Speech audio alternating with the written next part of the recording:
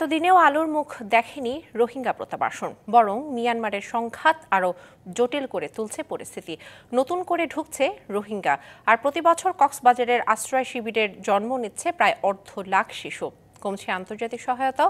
বাংলাদেশ জোর দিচ্ছে আন্তর্জাতিক দায়বদ্ধতা এবং যৌথ উদ্যোগের ওপর। এমন বাস্তবতায় আজ পালিত হচ্ছে বিশ্ব শরণার্থী দিবস। 2017 সালের 25শে আগস্ট মিয়ানমারের রাখাইন রাজ্যে জাতিগত সহিংসতার জেরে প্রাণ বাঁচাতে বাংলাদেশে আশ্রয় নেন 7 লাখের বেশি রোহিঙ্গা। এর আগে বিভিন্ন সময় পালিয়ে আসা রোহিঙ্গার সংখ্যা অন্তত 4 লাখ। কক্সবাজারের ক্যাম্পগুলোতে 12 লাখেরও বেশি রোহিঙ্গার বসবাস। প্রতিদিন বাড়ছে জন্মহার, অনুপ্রবেশও অব্যাহত। অন্যদিকে আশঙ্কাজনকভাবে কমে এসেছে আন্তর্জাতিক সহায়তা, ফলে সরকারের চাপ বাড়ছে। রোহিঙ্গাদের জন্য যে আন্তর্জাতিক সাহায্য ভয়ানকভাবে কমে যাচ্ছে, জনসংখ্যা বাড়ছে, রিপাট্রিয়েশন দ্রুততম সময় না হয় আন্তর্জাতিক সাহায্যের এই অধোগতির কারণে এটি একটি ভয়াবহ পরিস্থিতির রূপ নেবে।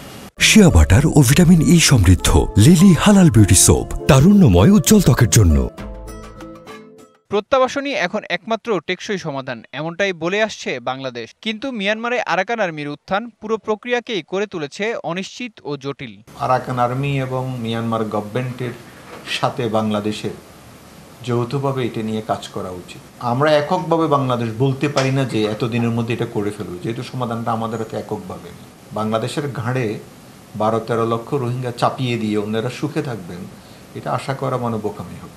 সংশ্লিষ্টরা বলছেন, রোহিঙ্গা সংকট সমাধানে দরকার আঞ্চলিক ও আন্তর্জাতিক অংশীদারদের সক্রিয় ও আন্তরিক ভূমিকা। DBC news desk.